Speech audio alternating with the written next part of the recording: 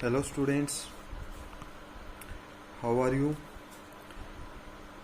तो अब तक भाई हमने मैग्नेटिक फील्ड की कैलकुलेशन की थी बाय यूजिंग बायो-स्वार्ट्ज़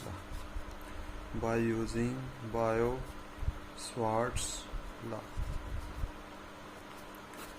हमने इसके लिए 3 कैलकुलेशन भी की। फर्स्ट कैलकुलेशन सर्कुलर रिंग के लिए मैग्नेटिक फील्ड कितना बनेगा। सेकंड कैलकुलेशन हमने की भाई स्ट्रेट वायर के लिए। और थर्ड कैलकुलेशन हमने की सर्कुलर लूप के एक्सिस पर, सर्कुलर लूप या सर्कुलर रिंग और इसके एक्सिस पर। ठीक है, इस चैप्टर में हम एक रूल और पढ़ने वाले हैं जो कि हमारा आज का टॉपिक रहेगा। वो रूल हमारा रहेगा ampere circuital law. Ampere circuital law, ठीक है। एम्पियर सर्किटल लॉ की हेल्प से हमें कैलकुलेट करना है। By using ampere circuital law we will calculate magnetic field. Magnetic field, ठीक है। बायो-स्वार्ट्ज़ लॉ से भी क्या कैलकुलेट किया, magnetic field. Ampere circuital law से भी क्या कैलकुलेट करेंगे, मैग्नेटिक फील्ड। बट स्टूडेंट्स, कुछ टॉपिक हमारे ऐसे हैं जिनमें कॉम्प्लेक्स फिगर जब बन जाती है तो उसके लिए मैग्नेटिक फील्ड की कैलकुलेशन हमें करनी होती है। जैसे magnetic field due to solenoid. एक सोलेनोइड के लिए मैग्नेटिक फील्ड की वैल्यू क्या रहेगी, ठीक है। अच्छा भाई, एक टोरॉइड, हम टोरॉइड पढ़ेंगे इसके अंदर। तो इस तरह के जो टॉपिक्स हैं उनके अंदर मैग्नेटिक फील्ड की कैलकुलेशन कैसे की जाएगी हम बायो-स्वार्ट्ज़ लॉ से कर सकते हैं। बट बायो-स्वार्ट्ज़ लॉ जो है उससे कैलकुलेशन बहुत लेंथी हो जाएगी, ठीक है। सेम है दोनों, बायो-स्वार्ट्ज़ लॉ और एम्पियर सर्किटल लॉ। दोनों में एक कॉमन चीज़ क्या है कि हमें मैग्नेटिक फील्ड कैलकुलेट करना है, ठीक है। दोनों मैग्नेटिक फील्ड कैलकुलेट करने के काम आएंगे। दूसरा, आपने गॉस थ्योरम पढ़ी है। गॉस थ्योरम थोड़ा बहुत ध्यान हो, हमारे फर्स्ट चैप्टर के अंदर थी कि एक एनक्लोज सर्किट, एनक्लोज्ड बॉडी के अंदर चार्ज पार्टिकल रख देते थे और उस एनक्लोज्ड बॉडी के अंदर चार्ज पार्टिकल रखते ही हम मैग्नेटिक फ्लक्स कैलकुलेट कर लेते थे by using Gauss theorem, Q by epsilon not. और एक फ्लक्स का फार्मूला E.ds था, दोनों को कंपेयर करते थे। इस तरह से मैग्नेटिक फील्ड, इलेक्ट्रिक फील्ड हम कैलकुलेट कर लेते थे। यहाँ पर सेम उसी तरह से लगभग हम कैलकुलेशन करेंगे एम्पियर सर्किटल लॉ से मैग्नेटिक फील्ड की। बड़े ध्यान से समझना भाई। देखो, हमारे पास ये एक वायर है, इस वायर के अंदर से I करंट पास हुआ है। Let I is the current passing through this wire. तो एम्पियर सर्किटल लॉ के अंदर क्या है, हम इसके चारों तरफ एक लूप बनाएंगे। लूप बनाने से पहले एक चीज़ रहेगी, अब हमने क्या पढ़ा था कि करंट कैरिंग वायर के चारों तरफ क्या बनेगा, there will be some magnetic field. इसके चारों तरफ मैग्नेटिक फील्ड बनेगा। अब वो मैग्नेटिक फील्ड जैसे ही एयर में एंटर करता है तो एयर उस मैग्नेटिक फील्ड को कम करते जाती है। हमने पढ़ा था B is inversely proportional to R²। जितने ज़्यादा दूर जाएंगे उतना मैग्नेटिक फील्ड कम होता जाएगा, ठीक है। तो हमने क्या किया, जैसे इस पॉइंट पर कैलकुलेट करना था तो यहाँ पर हम क्या करेंगे, एम्पियर सर्किटल लॉ में इस P पॉइंट को रेडियस लेकर हम एक लूप ड्रॉ कर लेंगे ताकि जो हमारा मैग्नेटिक फील्ड बना है वो मैग्नेटिक फील्ड यहाँ से बाहर ना जाने पाए, ठीक है। और अब करंट ऊपर फ्लो हो रहा है, अपवर्ड डायरेक्शन में फ्लो हो रहा है फ्रॉम एक्स टू वाई। अगर करंट फ्लो हो रहा है तो एक रूल देखो, हमने मैग्नेटिक फील्ड कैलकुलेशन के लिए क्या रूल यूज किया था, सोचो थोड़ा। मैग्नेटिक फील्ड की कैलकुलेशन के लिए, डायरेक्शन के लिए क्या रूल यूज किया था? Right hand rule, right hand thumb rule, right hand thumb rule. उससे हमने मैग्नेटिक फील्ड की डायरेक्शन, ये करंट ऊपर और ये यहाँ पर इनवर्ड और इधर से कैसा होगा आउटवर्ड, तो ये मैग्नेटिक फील्ड की इस तरह से डायरेक्शन बन जाएगी इसके चारों तरफ। ठीक है, अब इसके अंदर हम और क्या करेंगे, हमारा नेक्स्ट ये रहेगा कि भाई इस लूप के अंदर हम फिर से एक छोटी ही लेंथ मान लेंगे डीएल लेंथ लेंगे, इस डीएल के लिए कैलकुलेट कर लेंगे, फिर उसका कंप्लीट के लिए क्या कर देंगे, हम इंटीग्रेशन कर देंगे। ठीक है, और एम्पियर ने बताया कि भाई जो हमारा मैग्नेटिक फील्ड है इस डीएल लेंथ के लिए वो कितना होगा, mu naught multiplied by I, B D L is equal to mu naught I. और स्मॉल लेंथ के लिए है, कंप्लीट लेंथ के लिए हम क्या करेंगे, वी विल इंटीग्रेट इट। ये क्लोज इंटीग्रेशन का साइन है कि यहाँ पर जो हमारी लूप रहेगी वो लूप कैसी होगी, क्लोज लूप रहेगी। तो एम्पियर सर्किट लॉ आया समझ में। सबसे पहले हमारी लूप के अंदर से करंट पास होना चाहिए, लूप के बाहर का करंट कोई मैटर नहीं रखेगा। जैसे गॉस थ्योरम के अंदर इलेक्ट्रोस्टैटिक्स में जितना भी चार्ज होना चाहिए था वो कहाँ पर होना चाहिए था, वो चार्ज एनक्लोज्ड बॉडी के अंदर होना चाहिए था। इसी तरह से यहाँ पर एम्पियर सर्किट लॉ में जितना भी करंट जाएगा वो हमारी लूप के अंदर से जाना चाहिए। आउटसाइड द लूप अगर करंट होगा that will not give rise to magnetic field. ठीक है, अच्छा तो हमारा एम्पियर सर्किट लॉ क्या बनेगा, B D L is equal to mu naught I. एक लूप बनाएंगे, इस लूप पे मैग्नेटिक फील्ड की डायरेक्शन कैलकुलेट करेंगे। यहाँ पर हम एक लेंथ मान लेंगे, छोटी ही लेंथ। इस लेंथ के लिए हमें कैलकुलेशन करना, इस लेंथ के लिए कैलकुलेशन का फार्मूला क्या रहेगा, B D L is equal to mu naught I. ठीक है, और इस छोटी ही लेंथ के लिए हमारे पास मैग्नेटिक फील्ड की वैल्यू आएगी, और कंप्लीट लेंथ के लिए हम क्या करेंगे, इंटीग्रेशन। और ये साइन किसका हो जाएगा, ये होता है इंटीग्रेशन का साइन, और ये होता है integration of a closed body का इंटीग्रेशन। क्लियर। तो एम्पियर सर्किट लॉ क्या होगा। अच्छा, इसके साथ एक चीज और भी है भाई, यहाँ पर B D L cos theta is equal to mu naught I होता है एक्चुअल में, where cos theta is angle between, cos theta किस किस के बीच में एंगल होगा, कोस थीटा हमारा एंगल होगा, देखो यहाँ पर दो क्वांटिटी है और दोनों वेक्टर क्वांटिटी हैं। बी एक magnetic field vector quantity, D L एक अगेन ए वेक्टर क्वांटिटी, लेंथ एक वेक्टर क्वांटिटी होती है, डिस्प्लेसमेंट वेक्टर क्वांटिटी होती है। ठीक है, और cos theta angle between B and D L. तो यहाँ पर देखो, this is the direction of magnetic field, ये ऐसे जा रहा है magnetic field, this is direction of magnetic field. यहाँ पर हमने डी एल लेंथ ले ली, तो let this is the direction of D L also. यहाँ से टेंजेंट ड्रॉ कर लेते हैं, यहाँ से टेंजेंट ड्रॉ कर लेते हैं, जहाँ भी आप डी एल लो उस डी एल के साथ टेंजेंट ड्रॉ कर लो, वह क्या डायरेक्शन हो जाएगी, that will be the direction of length. ठीक है, यहाँ पर अगर आप ड्रॉ करते हो तो this is the direction of D L. ठीक है, बी और डी एल के बीच में हमारा ये एंगल रहने वाला है। तो ये एम्पियर सर्किट लॉ है, और इसकी डेफिनेशन अगर हमें लिखनी है तो इसकी डेफिनेशन क्या रहेगी, it states that line integral of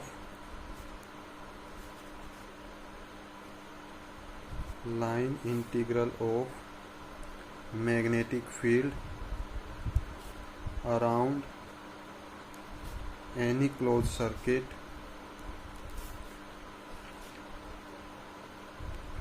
magnetic field around any closed circuit is, ये dl का क्या नाम रखा हुआ है, लाइन इंटीग्रल। ठीक है, ये हमारी लाइन है और इसका इंटीग्रेशन करेंगे तो ये क्या हो जाएगा, line integral. Line integral of magnetic field around any close circuit is, किसके इक्वल है, it is equal to mu naught times the total current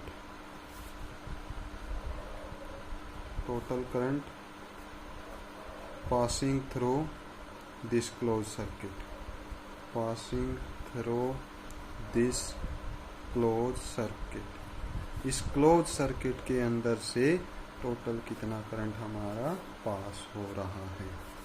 समझ में आया? ठीक है।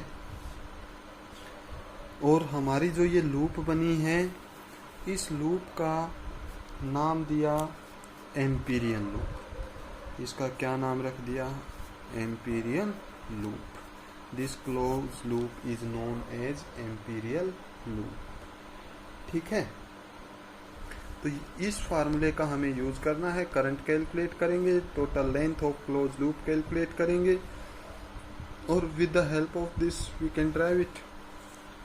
तो एक छोटा सा डेरिवेशन है हमारा, वो डेरिवेशन क्या है, डेरिवेशन है हमारा प्रूफ ऑफ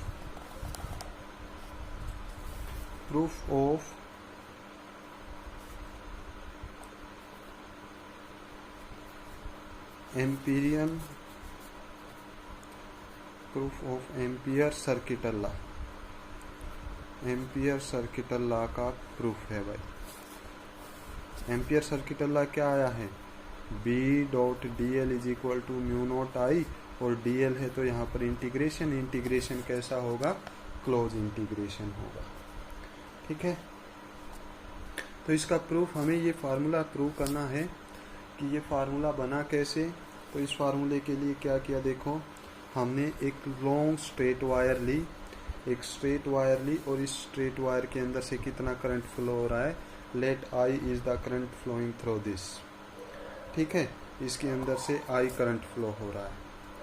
अब बायो-सवार्ट्स लॉ का अगर हम यूज करते हैं, बायो-सवार्ट्स लॉ का यूज करते हैं तो हमारे पास magnetic field due to a current carrying conductor कितना आता है, mu naught I divided by 2πr। Straight line के लिए डेरिवेशन हमने कर रखा है। इनफाइनाइट अगर लेंथ है और I करंट उसके अंदर से फ्लो हो रहा है तो magnitude of magnetic field will be mu naught I divided by 2πr। Clear? अब इसके बाद इसकी डायरेक्शन, अब ये करंट फ्लो हो रहा है, अब इस करंट के अंदर से इस वायर के चारों तरफ हम क्या बनाएंगे, हम चारों तरफ एक लूप बनाएंगे। उस लूप के ऊपर पहले मैग्नेटिक फील्ड की डायरेक्शन कैलकुलेट करेंगे। This magnetic field is inside, तो ये इनसाइड इधर से आउटसाइड, ये इस तरह से ये डायरेक्शन हो जाएगी मैग्नेटिक फील्ड की। Let R is the radius of this loop. ये जो हमने लूप मानी, इस लूप का रेडियस कितना है, R रेडियस है। ठीक है, फिर इसके बाद नेक्स्ट हमें क्या लेना है, लेंथ, हमें एक छोटा एलिमेंट लेना पड़ेगा DL लेंथ का, DL लेंथ का element. This is the direction. अब देखो यहाँ पर ये कंफ्यूजन होता है, हम बार बार में DL, B और DL के बीच में एंगल 0 डिग्री पुट करने वाले हैं। कैसे? सपोज ये मैं इस तरह से बना रहा हूँ, this is direction of B। ये जो छोटा सा पोर्शन था मैंने इसको थोड़ा लार्ज किया, ये लार्ज पोर्शन किया और ये इसकी डायरेक्शन बन गई, B की डायरेक्शन बन गई, मैग्नेटिक फील्ड की डायरेक्शन बन गई। अब इसके साथ ही हमने यहाँ पर एक लेंथ ले ली DL, ये लेंथ ले ली। अब इस लेंथ ये इधर जा रही है, ये मैंने बताया था टेंजेंट ड्रॉ कर लेंगे और वो डायरेक्शन किसकी हो जाएगी, DL की डायरेक्शन हो जाएगी। अब बी बी सी डायरेक्शन में और D L B C direction में, तो इनके बीच में एंगल कितना रहेगा, 0 डिग्री। ठीक है, तो हमारा जो फार्मूला था वो क्या हो जाएगा, B dot D L cos theta, ये फार्मूला है। Cos theta is angle between B and D L, theta कितना 0 डिग्री, कोस 0 1, अब कोस 0 1 तो ये क्या हो जाएगा, बी डॉट डी एल आया। ये मैग्नेटिक फील्ड हमने कैलकुलेट किया यहाँ पर। ठीक है, अब कंप्लीट के लिए क्या करेंगे, कंप्लीट के लिए हमें क्या करना पड़ेगा, इसका इंटीग्रेशन कैसा होगा, इंटीग्रेशन होगा भाई क्लोज इंटीग्रेशन होगा। तो उसके लिए हम क्या करते हैं, close integration of B dot D L और ये B dot D L, integration किसका, लेंथ कितनी हो जाएगी हमारी, देखो b की वैल्यू कितनी आई है, इस वायर के कारण वैल्यू कितनी आई, ये हमने लिखी mu naught I divided by 2 pi R, this is value of b। और इंटीग्रेशन ऑफ dl कितना होगा, ये dl का इंटीग्रेशन टोटल लेंथ कितनी हो सकती है, टोटल लेंथ ये कितनी हो सकती है, सरकमफ्रेंस के इक्वल, तो सरकमफ्रेंस कितना 2 पाई आर। तो ये दोनों वैल्यू, ये और ये दोनों वैल्यू हम इस फार्मूले में पुट करते हैं, तो ये हो जाएगा हमारा mu naught I divided by 2 pi R multiplied by dl का इंटीग्रेशन कितना आया 2 पाई आर, तो ये क्या आ जाएगा हमारा म्यू नॉट आई। क्लियर, ये हमारा म्यू नॉट आई आया। This is the proof of amperes circuital law. ठीक है, अब एम्पियर सर्किटल लॉ से रिलेटेड 2-3 बातें और जानते हैं। एम्पियर सर्किटल लॉ से रिलेटेड सबसे पहला तो ये किसके लिए वैलिड रहेगा, ये स्टेडी करंट के लिए वैलिड रहेगा। स्टेडी करंट जो हमारी वायर है या जो भी हम लेंगे, सोलेनोइड लेंगे, टोरॉइड लेंगे, उसके अंदर से कैसा करंट पास होना चाहिए, उसके अंदर से केवल और केवल स्टेडी करंट पास होना चाहिए।